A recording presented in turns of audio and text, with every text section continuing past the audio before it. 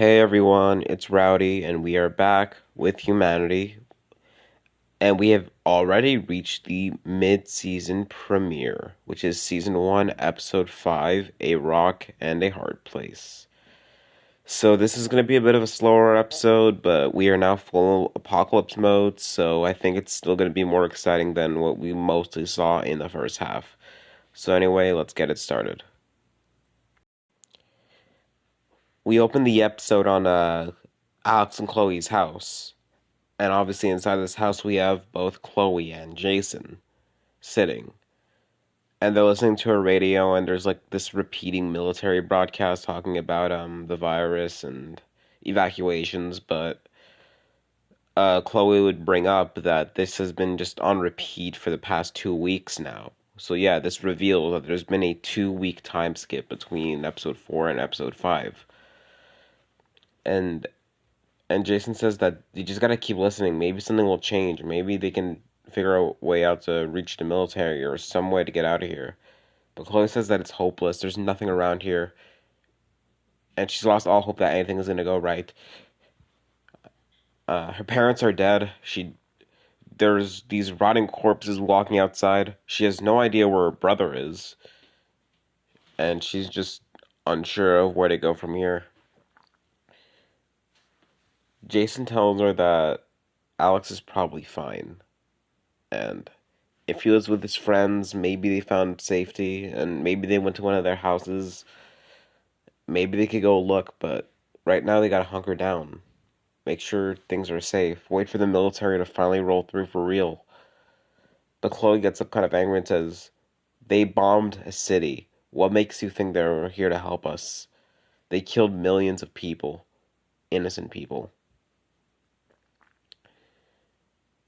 Jason says he didn't think of it like that, but at the same time, they can't lose hope. They gotta have faith that things will get better. If it's not the military that will save them, something has to, some kind of miracle, right? Chloe says that she's done talking about this. She asks Jason how the food supplies are doing, and Jason says that, yeah, I was about to tell you, we are extremely low. Maybe only enough to get us through the next day or two. Chloe is clearly frustrated and says that she didn't think that they'd have to stay inside this long, not going outside. And Jason says, well, we're in the situation now. And Chloe says that, so what are they gonna do? They're gonna have to go scavenge? And Jason says, yeah, do they really have a choice? And Chloe is obviously really like not fantasized by the idea because of what's out there, and she literally says that there's dead things out there that are eating people. They've seen it happen on their streets. And Jason says, we'll have to fight if we run into them. And he says their best bet, stay quiet. They're attracted to noise from what it looks like. Stay on the quieter roads, get to the grocery store. Hope to God hell there isn't a huge flock of them in there. Grab as much supplies as possible and get back here. Maybe they can maybe they can get seeds and plant them in the backyard or something. And Chloe is obviously a bit shocked by this since it's almost like Jason saying that this could be long term. And she obviously asks why does he want to like stay here like this long term if he thinks things are gonna get better. And he says things could get better or they could get worse. We gotta make do with what we got, right? So Chloe says that when's the plan to leave, and Jason says they'll leave in an hour. And Chloe says, okay. Cut to the intro.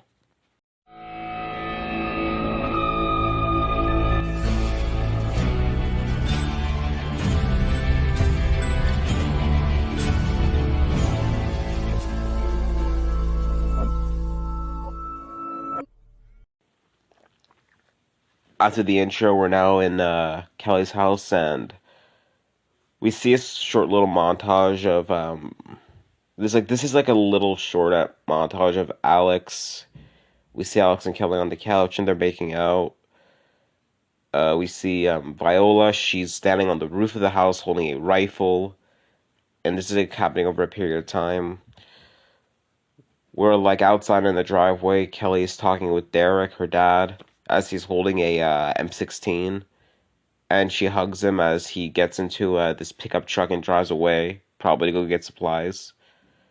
And then we're inside the house, seeing Alex, Kelly, and Viola sitting together playing a card game as Kelly looks out the window. And I don't think there'd be any lines in this scene, there'd probably just be some kind of music playing. And we see Kelly looks outside into the backyard, and there's two infected that got in, because there's like a fence that collapsed. And she looks at the two and gets up as she goes outside onto the porch and picks up a axe that's on there. And it kind of shows that this is kind of something that happens, that has happened before, so it's nothing new to them. She goes up to the two infected with the axe, and she hits it in the head really, really good and kills it. And then she kills the other one really efficiently. I wanted to have the scene just to show like where the characters have come in the past 2 weeks, what they've become capable of, and other stuff. We have another cut to a scene in a forest where we're with Alex and Kelly and Viola, and Kelly is teaching Alex how to shoot, and he's shooting like a Glock 17 pistol with a suppressor on it, and he seems to be getting better at it. And we see one more shot of this is similar to the one we saw a bit ago with the zombies getting into the backyard, but it's actually Alex on the porch holding his gun, and he shoots at a distance, killing the two infected with the silenced pistol. We pick up for real now in the basement again. Alex is practicing punching on a punching bag, kind of just training. And Kelly goes up to him and asks how he's progressing. And he says he's doing fine. He turns and smiles and says, "I mean, thanks to her." And she says that she only wants what's best for him. She understands that it's weird for her to teach him all this stuff, and basically one of their dates is freaking target practice, but she wants him to be safe. She wants him to be strong. And Alex just says he understands and he appreciates what she's doing. He feels it's a bit strange, like he feels normally it should be him doing this for her, but he says he's still grateful. She goes up to him and kisses him and says that she will always make sure he's safe, no matter what, and he won't be able to stop that. They laugh as Viola comes downstairs and says that she finished cooking the beans, and Alex and Kelly head upstairs to the dining room and they sit down and they're eating. Derek is not there. He was like on that supply run that I mentioned earlier, and so they're all eating beans that Viola cooked in a like she like put the beans in a pan and then she used a blowtorch to like warm them up. Everybody's sitting down eating and they're talking about what to do next. And Alex says that he wants to go back to his place, get to his sister, see if she's okay. But Kelly says that she doesn't know how she feels about that. I mean, it's pretty far away, and her father isn't even letting her go out much, not too far anyway. The furthest that she's able to go is the forest, and it would take hours of walking to get to his house. And well, she's not letting him go there on his own. And though she'd go with him, her father won't approve and he'll lose his crap. Alex says that he just doesn't want to worry about her anymore. He doesn't want to. He doesn't want to live thinking that she could be dead or worse. He says that if she's dead, he at least wants closure. And Viola says, ask Kelly to just talk to her dad. Maybe we can take him. Get it checked out. And hey, if they're alive, they can come back here. And Alex says he doesn't know what's gonna happen because he says that Chloe isn't fond of Kelly, and he says that he doesn't know how he's gonna explain it to her. and that she'll probably lose her crap, but he's gonna try to be gentle about it. And Kelly says that she doubts Chloe will be too upset. I mean, if she's alive right now, I think there's bigger things to worry about than her brother dating somebody that she doesn't like. Alex laughs and says that that is true. And well, Kelly says Alex should go take a shower. I mean, they have like a generator creating power, so they actually do have hot water. And obviously, she tells him just like make it 2 minutes, need to conserve, and yeah. And another thing I want to kind of show is that though they're eating beans, I want to show that like this group they're actually doing really good on like supplies. They're not struggling or anything like that. They're actually kind of doing really well. We're back with Chloe and Jason now, and they're actually walking outside, and they're actually in front of the grocery store now, because it's actually not that far. So I wouldn't really show them walking over there since it's very very uneventful. And this parking lot is just like completely empty. There's a bunch of there are cars and stuff, but there's no like infected. And these cars are like run down and destroyed. And Chloe is like, "What happened here?" And Jason says something bad. Let's be careful. They walk, they walk into the grocery store. They have like bags on them and everything, and they look inside the grocery store like through a window to make sure there's nothing of threat, and they don't see a single like infected in here. Well, alive. When they see a few that are actually dead, along with um along with a bunch of fallen shelves, and the store is completely ransacked. Chloe Chloe and Jason head inside the store slowly and look around. Jason says that they should stick together, and they shouldn't separate, especially with those things possibly in here. They walk up to one of the they walk around, and Chloe steps on like a dead infected, which is what they're called in this series. They're not called zombies, they're not called walkers, they're called the infected. She looks at it, and obviously it smells really bad, so Chloe actually does end up puking. And she says, "Man, these things smell worse than I thought." Jason says, "They're rotting corpses, what do you expect?" Jason tells Chloe maybe search his body, maybe he'll have something of use. And we actually see that this guy actually has a backpack on him, kind of like them. And it's actually like this survivalist type backpack. So Chloe actually swaps her school bag for it and puts whatever was in her school bag in here. Chloe puts the new backpack on and dishes the old one as they continue to look around. And she says that she feels a bit shitty taking that from a dead guy, but Jason says they don't need it, and hey, it's pretty much from what he's seen out there, it looks like it's survival of the fittest now. They continue looking around on some shelves, and they find a few things.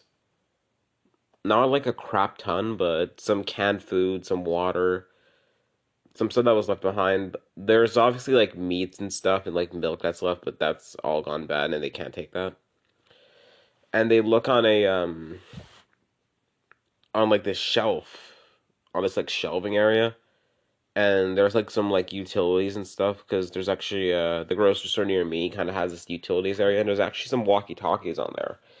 And Chloe takes them and says that this could be useful for her and Jason to keep in touch if they get separated somehow. And Jason says it's smart, so Chloe takes it and puts it in her backpack. Jason says that overall, I mean, they've looked everywhere. There's really not much. From what they got, they can maybe last another few days, maybe a week. Chloe says they could check the back room storage. Maybe they have some stuff there. Okay, they head to the back of the store, and like there's like this little door leading into the storage. And we have some tension music building up as Jason would slowly creak the door open. As boom, he is tackled by a worker that is turned into a infected. So we see him struggle, and he screams Chloe for help. As Chloe doesn't know what to do, she looks around for something, and she sees this little It's like those, those grocery stores, they have those little things that give you the plastic wrap so you can put it around like your food and stuff, like the fresh vegetables and fruit. Well, she goes over to that and picks it up, and it's not welded to the ground, and it's really heavy, and she manages to hit the infected with it, and it obviously doesn't do much to it. It's still on the ground and alive, and Chloe gets on top of it, looks down, and she just goes at it and continues to smash it in the head with this thing, like from like little using like the bottom to hit it until its face is just destroyed. And it's obviously like Jason looks at Chloe like, holy mother crap. And this was like a really badass scene from the characters. So there we go. We have Chloe. She's just killed her first zombie or infected. And, well, she's a bit shocked by it, but she honestly isn't like. It's not like how Alex was kind of really affected by it.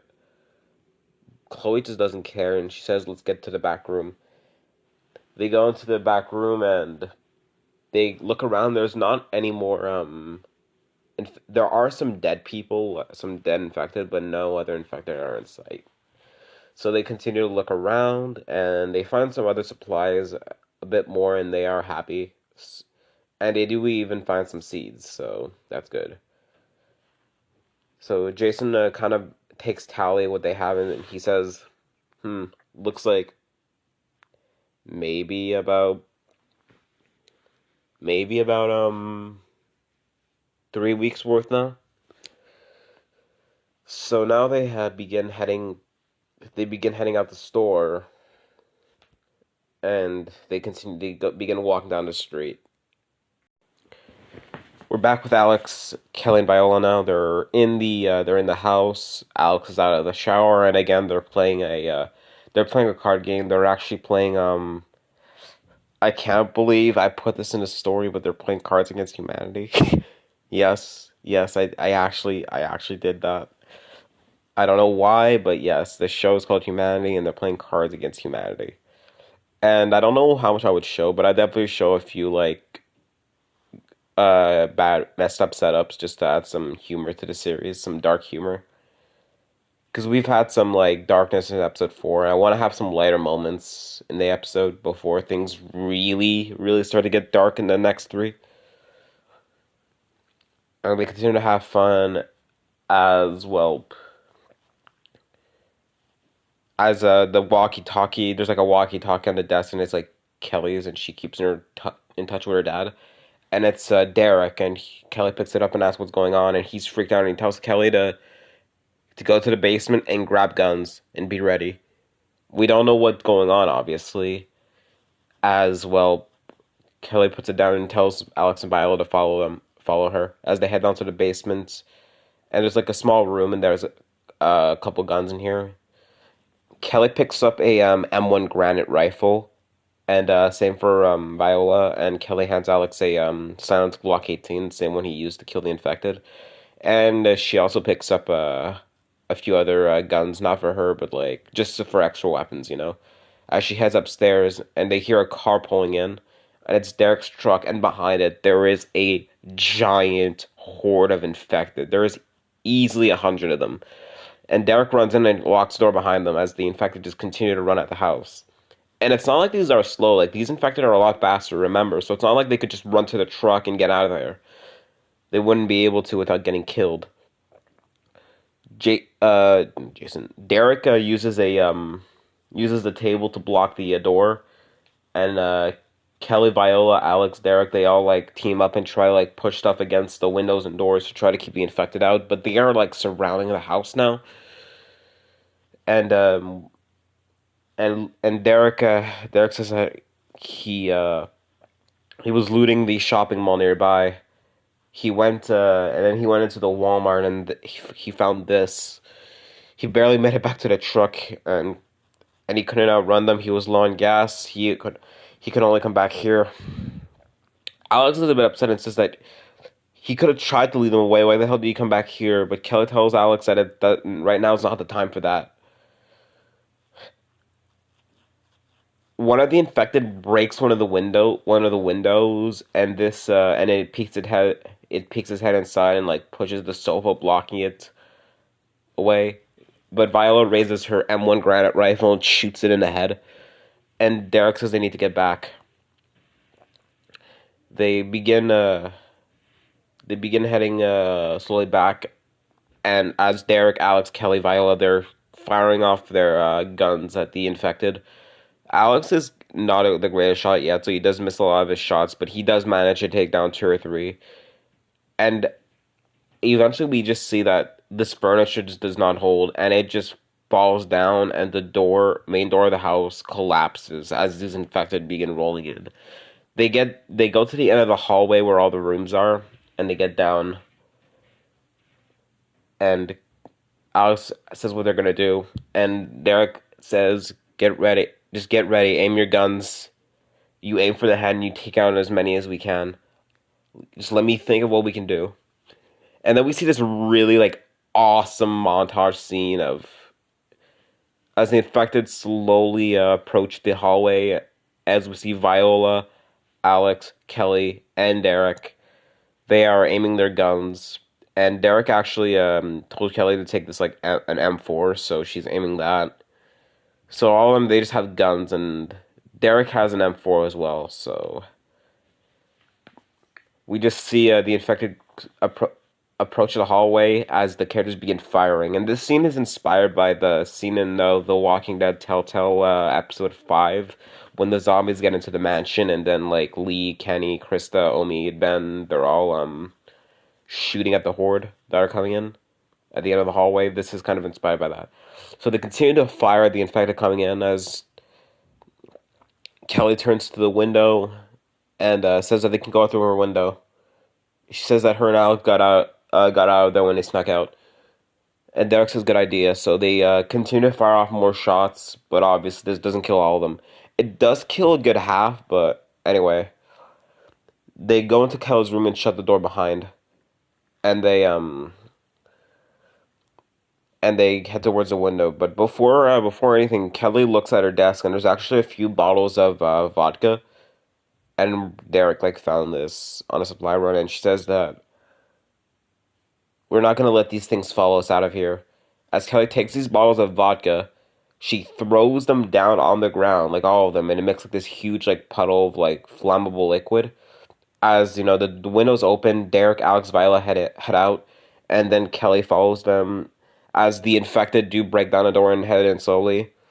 But we see this awesome scene of Kelly pulling out a box of matches, and we have it lit. We see her light it, and this just awesomely shot scene of her slowly in slow motion tossing the match at the pile of vodka, and this like just lights all the infected ablaze as the four head back down to the ground and get into Derek's truck.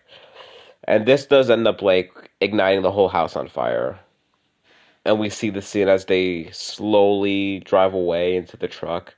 The house just completely bursting into flames, and we just see shots inside the house of the infected just burning up. Just a very awesome scene, and easily my favorite scene from this episode.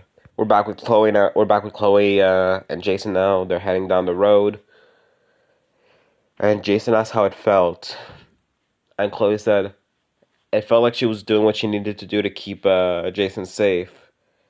But Jason says she still killed a guy. But Chloe says whatever that thing was, it wasn't human, and she just tells him to stop whining over it.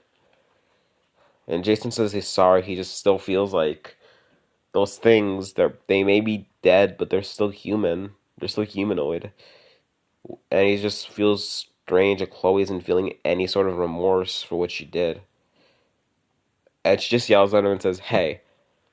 And she's just like, "Hey, I didn't love it, but I did what I had to do. You literally said it yourself. This new world is survival of the fittest.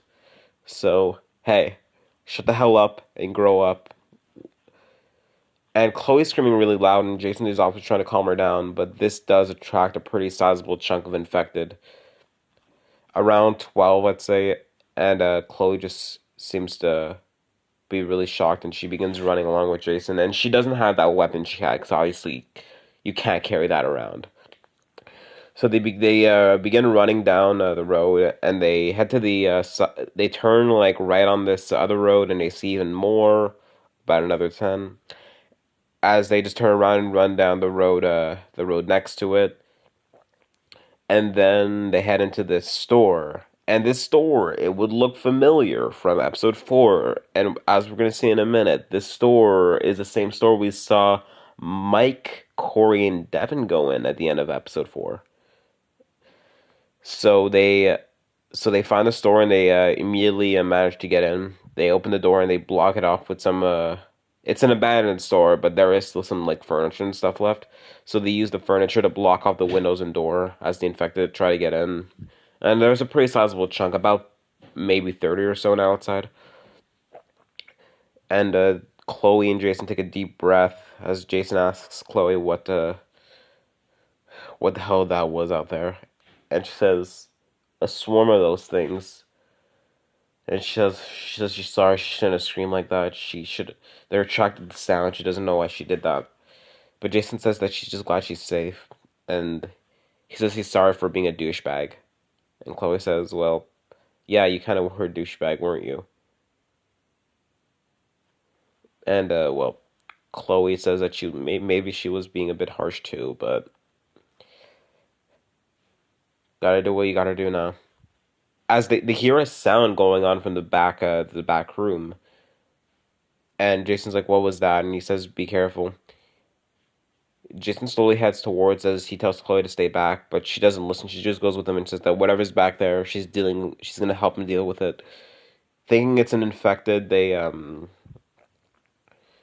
like just ready to fight. They don't have any weapons, but they open this back room door and walk inside, and it's really dark.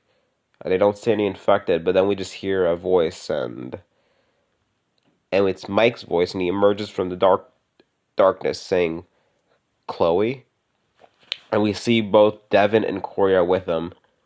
And there's like this room is really dirty. There's canned food all over the ground, and overall you can tell like these three have pretty much been stuck in here for the past 2 weeks. And Chloe ends up hugging Mike because they're sort of friends, and it's her brother's best friend.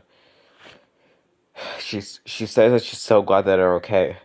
And Mike asks what the hell was that out there, and what are they doing in here? And Chloe and Jason ask what the same. Why are they here? Mike goes on to say everything that happened in episode 4. The stuff with the military slaughtering the innocents, them getting separated from William, Logan, and Landon, and then them getting being stuck in the store. We learn that they've been stuck in here for 2 weeks, but they have like when it's clear they have gone to the store next to it to get some food, and but other than that they've been hanging in here. Chloe says that if they know what's going on with the things, like the monsters, and Mike and Corey says yeah they saw them both. They both even killed one each. And Jason brings up why the hell the military did that at the nightclub, and well, Mike says that what do you think they want to contain the virus? Why do you think they bombed the city?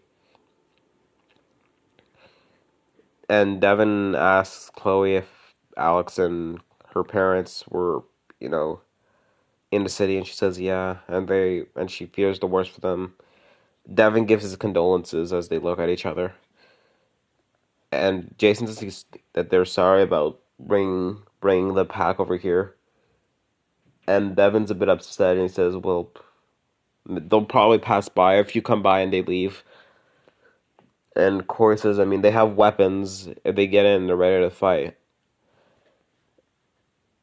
And then we have the walkie-talkie. They have the walkie-talkies on them. So Chloe asks Jason if they should test it just in case to make sure it works. And he says maybe that's a good idea.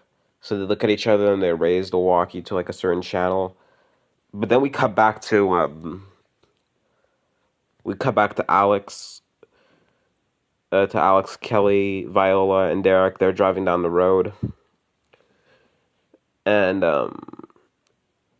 and then we hear the walkie-talkie on Derek's side go off, and it's obviously Chloe's voice. And then we cut back to Chloe's group, and Chloe tests in it, and it doesn't reach Jason because they're actually on the wrong channel. But it's Chloe's voice on the one in Alex's group. So Derek picks it up and asks who is it, and then Alex tells Derek to give it to him. As he just grabs it from Derek's hand and looks and talks into it and says, "Chloe, is that you?" And that is the end of the episode. I hope you enjoyed. I'd say it's a bit of a slower episode. I feel it was still like fast paced, but in terms of events, it definitely could have been faster. But it is the mid-season premiere, so I didn't want to get things too intense right off the bat. But I think it had some cool scenes. We're full apocalypse mode. We saw Chloe get her first kill. We saw this really cool scene of Kelly's house being burnt down. We saw all the characters overall being much more prepped for the apocalypse. We see everybody kind of all the characters we've seen so far slowly come back together. Chloe and Jason have now made it with Mike, Corey, and Devin. And at the end of the episode, we learned that we know that Alex now knows that Chloe is indeed alive. So can't wait for you guys to see what the next episode is. Episode 6 is titled Survival Instinct. And yeah, here we go. We only have 3 episodes left this season. Man.